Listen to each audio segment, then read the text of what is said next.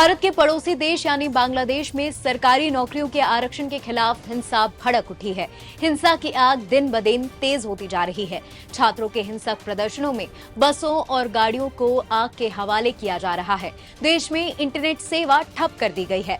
बस, train, metro सब बंद है। हालात संभालने के लिए सेना मार्च कर रही है। बताया जा रहा है कि इस हिंसक प्रदर्शनों में कम से कम 39 लोगों की मौत हो गई है और 2500 से ज्यादा लोग घायल हैं। सड़कों पर उतरे छात्रों का प्रदर्शन तब और हिंसक हो गया जब बांग्लादेश की प्रधानमंत्री शेख हसीना ने प्रदर्शनकारियों छात्रों को रजाकार कह दिया।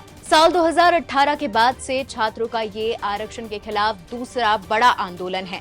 अब सवाल ये है कि बांग्लादेश में आरक्षण के खिलाफ क्यों प्रदर्शन हो रहा है? छात्रों का विरोध किस बात को लेकर ज्यादा है? और हाँ, भारत समेत दुनिया भर में किन देशों में किसी न किसी रूप में आरक्षण की क्या व्यवस्था की गई है? आइए समझते हैं। पहले आते हैं कि छात्रों की मांग क्या है। आंदोलनकारी सरकारी नौकरियों में आरक्षण रद्द कर सिर्फ पिछड़ी जातियों के लिए अधिकतम 5% आरक्षण जारी रखते हुए आरक्षण व्यवस्था को संशोधन की मांग कर रहे हैं। साल 2018 में आरक्षण रद्द करने की अधिसूचना जारी होने से पहले तक सरकारी नौकरियों में मुक्ति योद्धा यानी स्वाधीनता सेनानी, जिलावर, महिला, अल्पसंख्यक और विकलांग, इन पांचों वर्गों में कुल 56% आरक्षण का प्रावधान था। लेकिन देश की आजादी के बाद साल 2072 में लागू पहले आरक्षण में ये प्रतिशत और अधिक था।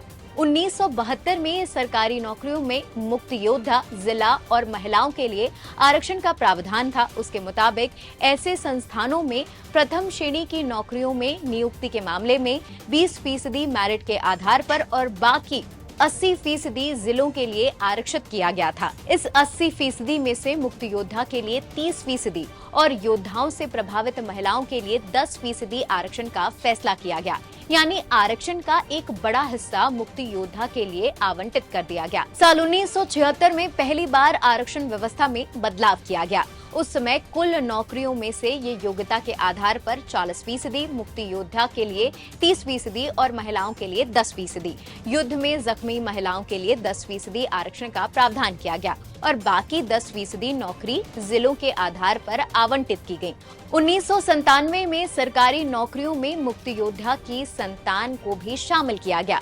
साल 2002 में सरकार ने एक अधिसूचना जारी कर मुक्ति योद्धा के लिए आरक्षण को आवंटित से संबोधित करने से पहले जो तमाम अधिसूचनाएं थीं उनको रद्द कर दिया था।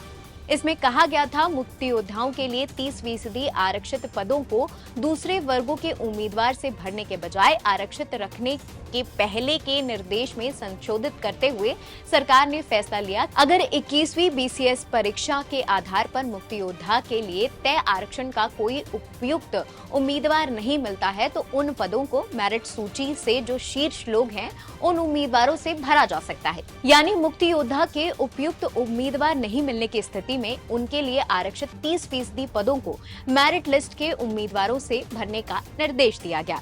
लेकिन साल 2008 में सरकार ने इस निर्देश को रद्द कर दिया। इसके साथ ही स्थापना मंत्रालय ने मुक्ति योद्धाओं के संतान के लिए आरक्षित पदों को भर्ती संभव नहीं हो पाने की स्थिति में उन पदों को खाली रखने की अधिसूचना जारी कर दी।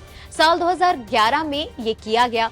उस समय मुक्ति योद्धा के नाती पोतों को भी 30% आरक्षण में शामिल करने का फैसला लिया गया।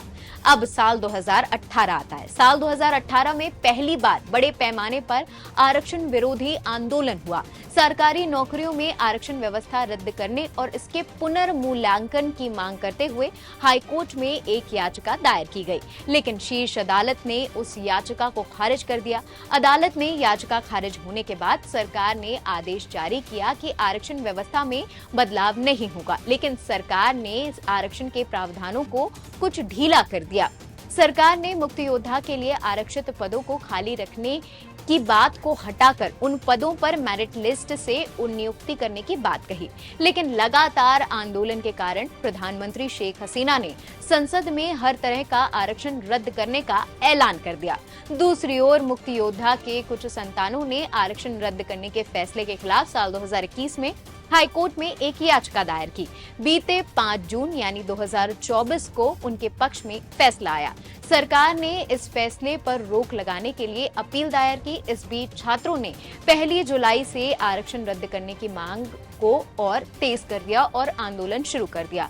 छात्रों ने भेदभाव विरोधी छात्र आंदोलन के बैनर के तले इस आंदोलन को जारी रखा है। आपको ये खबर कैसी लगी हमें कमेंट सेक्शन में जरूर बताएं और भी ऐसी खबरों के लिए जुड़े रहें एनबीटी ऑनलाइन के साथ।